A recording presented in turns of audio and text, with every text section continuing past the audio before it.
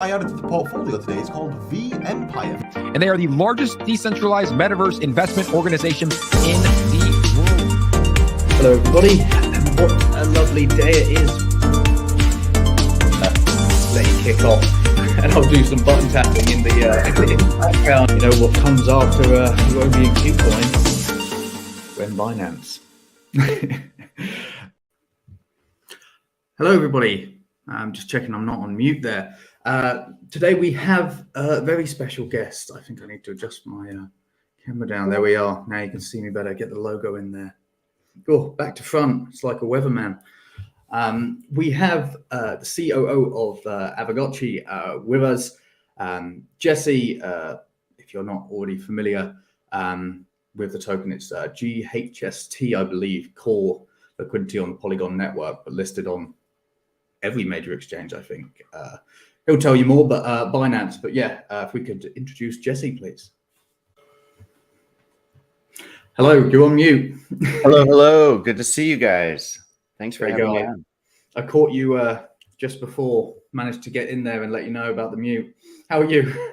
Yeah, I'm very well, and really glad to follow up with you guys. We had a good time with the vEmpire demo and got to know some of your community and got to know some of the other projects, and was happy to share Aavegotchi, of course. So I think we had a brief talk during the tournament, right? And then this is a good chance to follow up. So yeah, 100%. I know the community has been excited to hear, especially with sort of the contributions that we have from the guild, for the scholars, all of the realms that we have and everything.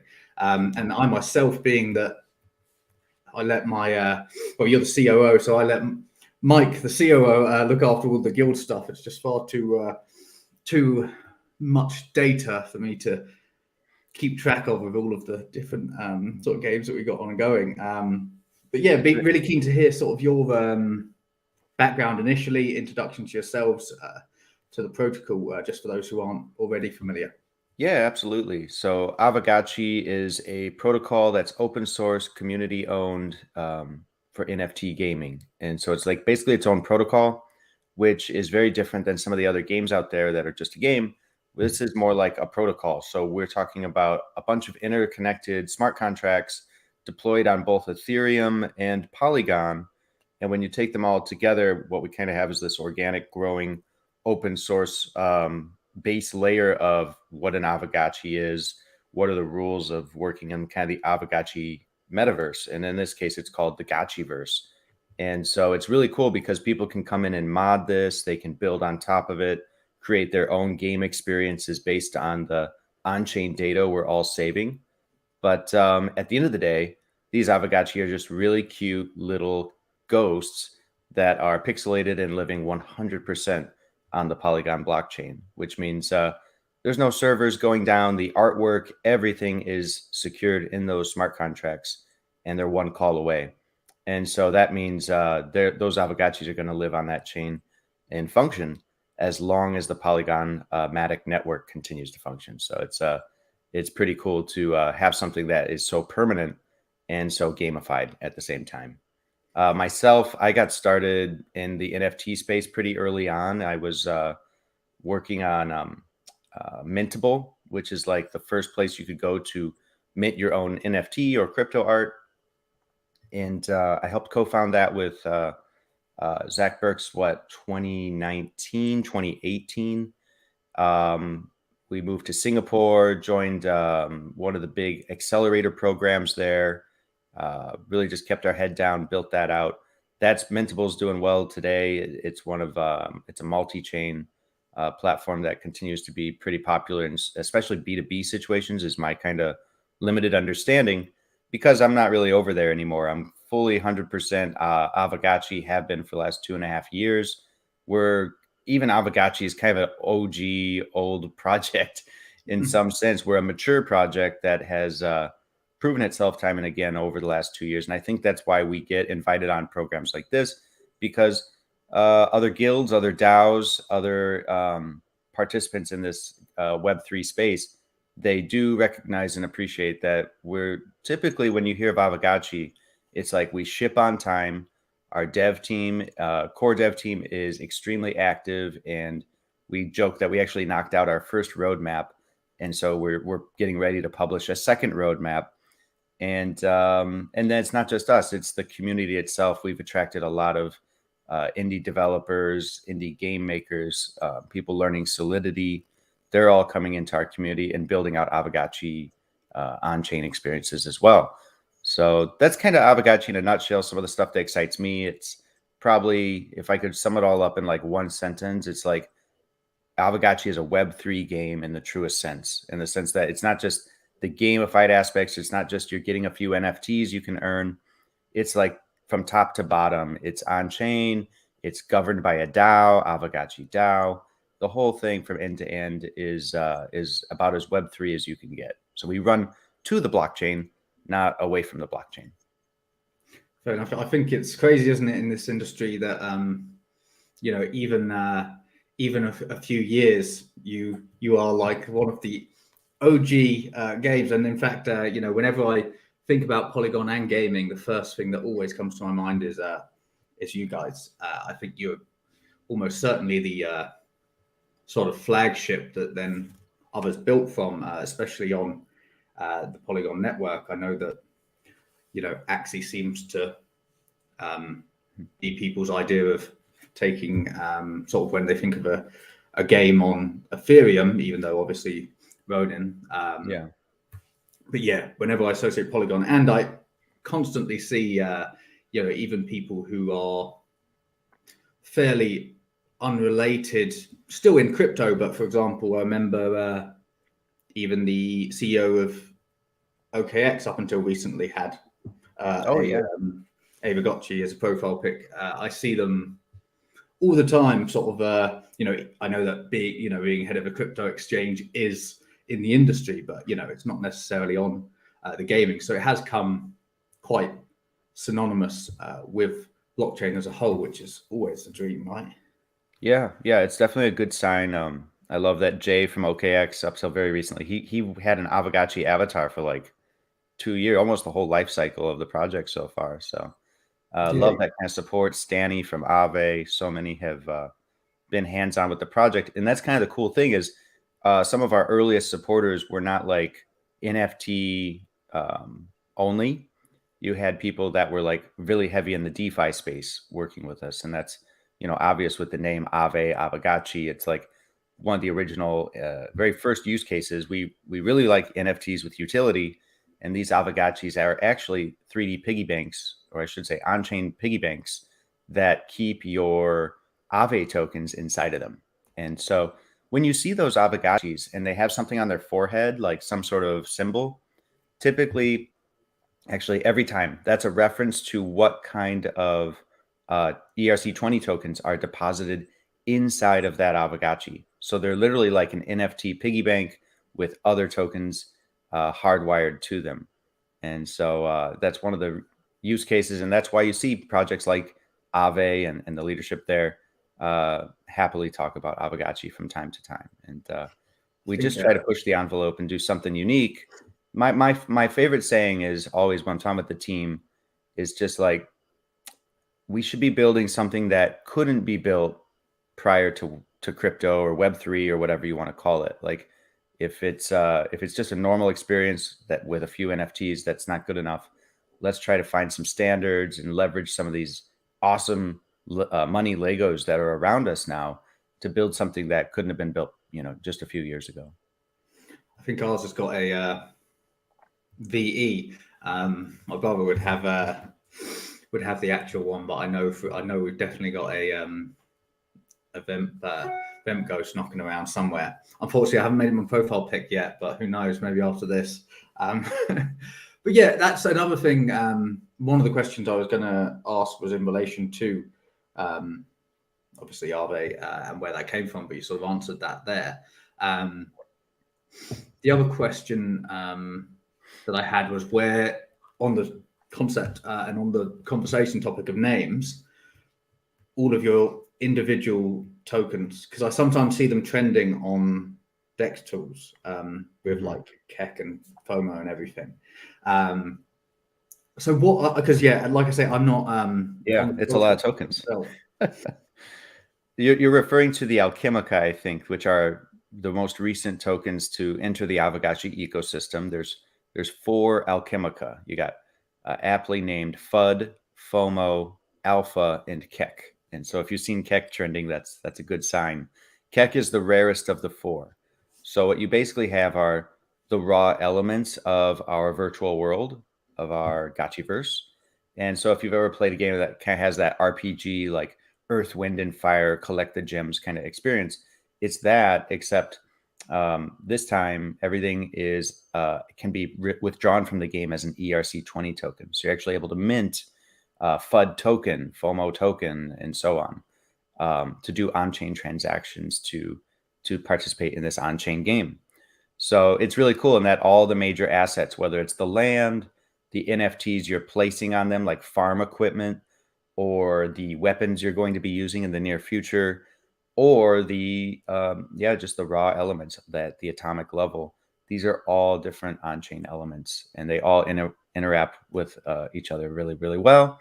And it leaves it also very open for further developers to build on or add extra experiences to. So we're starting to see some of that too. I keep mentioning it because it's pretty exciting. But as a DAO built and protocol built game, you never really have the full roadmap in front of you because you only have your roadmap. At Pixelcraft Studios, we're the core team building out the Gotchiverse. We have our roadmap, but we also see and come in contact with a lot of other, usually smaller teams that are also building out some pretty ambitious projects around the protocol. So the 4 tokens, though, could be used by anybody to build all sorts of things. If you see them trending, it basically is one of those volatile days. These are extremely low supply tokens. I definitely caution anyone if they get into the LP game, if you want to provide liquidity, it should be because you want to play the game and win the game, regardless of any sort of financial outcomes, because I have to say that because it is so early. And when you have low liquidity like that, volatility just gets exponentially bigger. So there's days where Alchemica is flying, in one direction or the other. Very different than Ghost. Our GHST token is some of the best tokenomics in the world. I'm so proud of how that token's performed over the last 2 years. You can see it runs in a very unique way. It's doesn't have a solid supply. It actually has a dynamic supply. So Ghost gets burned when the market's going down, and then more Ghost is minted if demand is picking up. And what that does is it softens the volatility on the token price, and also provides a great liquidity resource for any large buyers. So that's the best thing about Ghost. The Alchemica are a lot of fun though, and we use them for crafting NFTs in the game. So you get your raw elements together, whether you're LPing or not. You can get them by just playing in the world. Literally, it's like Pac-Man. You're running around picking them up, and once you have enough, you can start crafting different rare elements or devices. They're all NFTs as well, and you're able to either put them on your land and use them to get a better yield, or you're able to take them to our NFT marketplace and sell them. And so some people just farm the rare NFTs and then sell them on the market to people that maybe missed the minting window or whatever it may have been. And that just allows for multiple ways to play the game. So you could be a farmer, you could be a combatant very soon, you could be a guild leader, and of course you could also just work that NFT marketplace, and so many do. So I think based on DApp Radar's data, we're like, last I checked, we're always like number 1 or number 2 for Polygon in terms of volume on an NFT market. So it's a pretty active place where there's actually a lot of activity happening, and you can jump in and make some trades and have some fun. Good stuff. I was wondering on the concept of sort of the ERC20s being minted directly from the game. So did you guys have to, this is more my own interest, I'm not sure that viewers are going to even find this interesting or understand it, but did you guys have to add liquidity yourself separately, or were they just created with no liquidity pot and made their way out into people deciding to add liquidity? How did that work? Great point. And I don't want to get this wrong because, yeah, it's a very specific answer. There's numbers I should pull up. But basically, it was a super fair launch. We wanted this to be the fairest launch possible. And sometimes fair launch even gets a bad name because people are like, nothing's fair. And like immediately you're like, Yeah, you get suspicious. accused of like insider knowing and stuff like that. Yeah. And we didn't want any of that. So there was no founders allocation. There was no team allocation or any of that up front. All the Alchemica, the only way you could get it was through the game, like through playing the game. And we came up with a new term for it. This was about 2 months ago. For context, we're talking just a couple months ago. The Gotchiverse went live, a very raw alpha version. And we were just kind of stress testing, honestly. It's like, we're going to build this game together. And so we said, look, there's a ton of Alchemica that's spawning in the world for the next 30 days. There's not a whole lot of gameplay features. You can own your land. You can visit your property. You can start to craft a few decorations. But basically, it's a play drop. And that was the term. Instead of an airdrop, if you want to have an early allocation of these 4 brand new tokens that have no circulating supply, that's because the only way to get them is to go into the Gotchiverse and spend some time there. And then you come out with tokens. So we did the 30-day play drop. It was fantastic. More crafting started happening. And eventually we took some of the crafting revenue that does in fact go to Pixelcraft Studios. We split it with the DAO. And we were able to allocate a ton of that into LPing to get some initial liquidity on QuickSwap. So you can actually go to QuickSwap.exchange, the main Polygon swapper. And if you were to type in FUD, you'd see the green FUD coin pop up, or FOMO, and so on. So there's pretty decent liquidity there now. And part of that is because we just took the earnings we got through the first couple months and put it right back into QuickSwap. So yeah, that's kind of the background. Those tokens, it was a super different type of distribution that was just through gameplay. And that really continues to this day. There's no other faucet or pre-mint. It's all through gameplay. And so I think of it as, we're really like, if you're in the Gotchiverse, you're basically a pioneer. You're getting a super early foothold in a metaverse that you're hoping and believing will be able to continue to develop for years to come.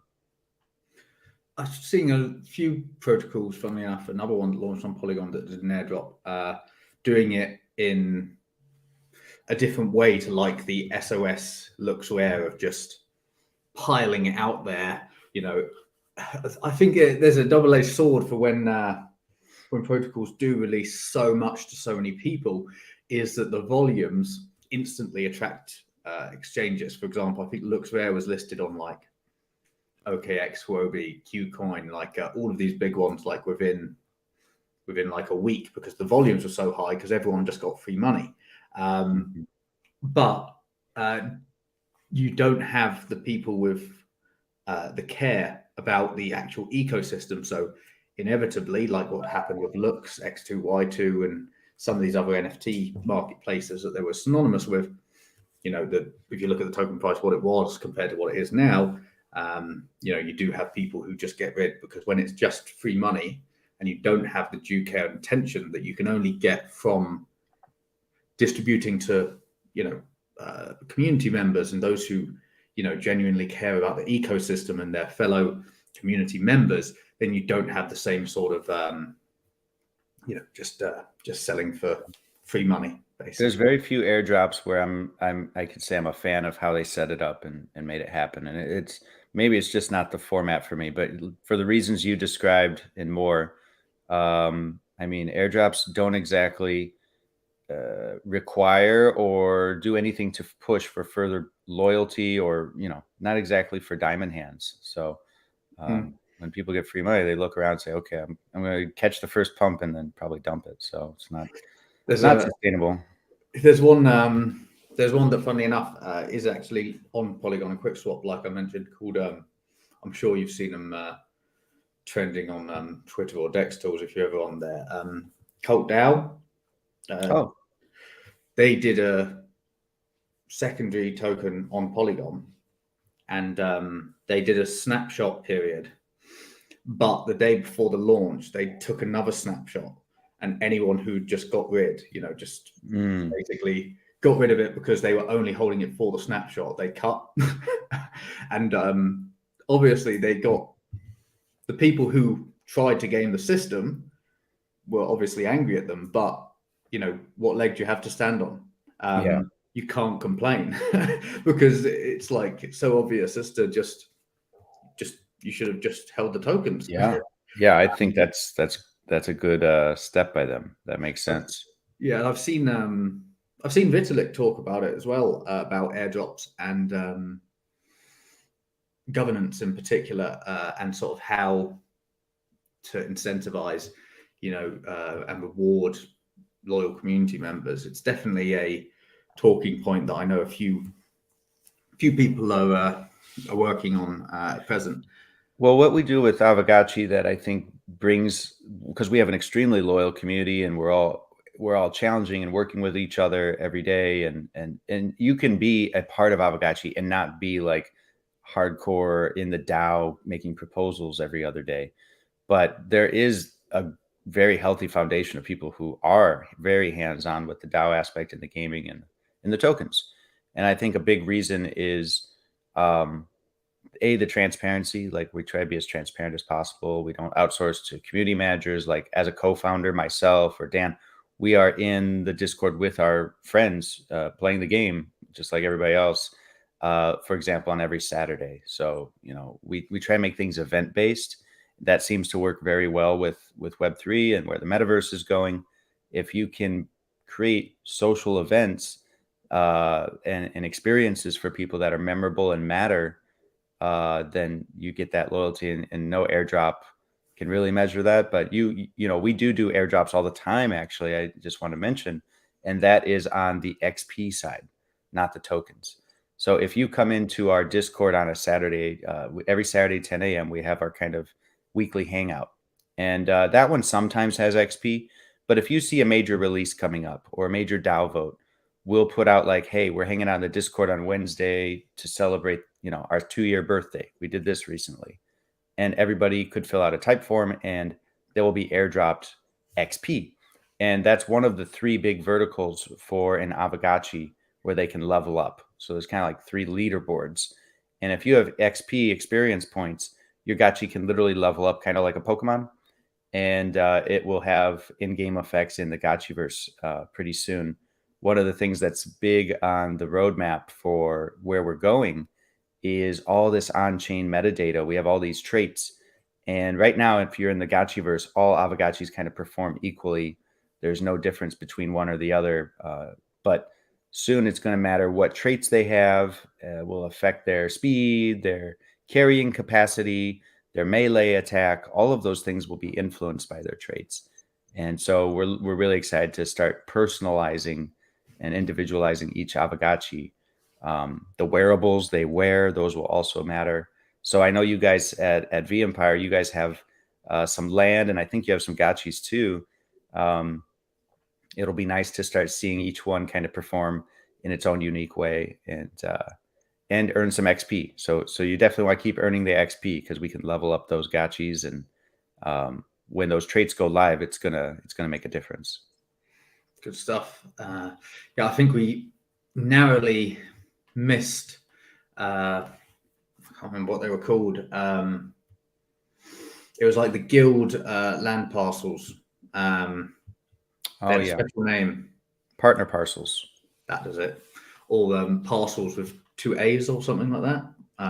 Yeah, they're massive parcels, and other than just being bigger with more alchemica under the ground, because it's kind of like oil under the ground, the partner parcels also get kind of first priority on some things that we're building out so they can have unique experiences on their properties. Like, we have one of the major milestones coming up is the SDK, where vEmpire or anyone would be able to come in and more easily start building mini games and challenges and quests within the Gotchiverse. So yeah, partner parcels will have a great shot with some of that stuff early on.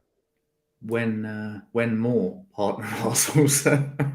Yeah, I don't know if anyone's going to be selling them unless yeah. they're in trouble. Yeah, there's very little turnover in those, but I could double check with you. Moon Gachi is the head of partner parcels. I'll have to talk to him. Advocating the question onto him. Very, very clever. Yes. It does lead me on to another question, which is the general guild landscape and what it's like at the moment with you guys. Yeah, the guilds have been one of the biggest successes of the Gotchiverse so far.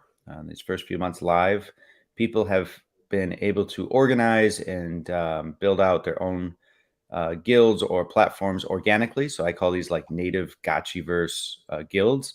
And at the same time, a lot of established and experienced guilds have been coming over and joining the Gotchiverse as well, like yourselves, YGG, Blackpool, a lot of different sub DAOs and DAOs and guilds in the space are now building around the Gotchiverse, which is expected because we really designed this to be made for guilds and collaborative gaming. So you're starting to see the guilds get together. They can do the gotchi lending and lend their gotchis to each other and kind of get into asset management to perfect their yield. And so gotchi lending has been huge, where it's basically like Uber but for Aavegotchis.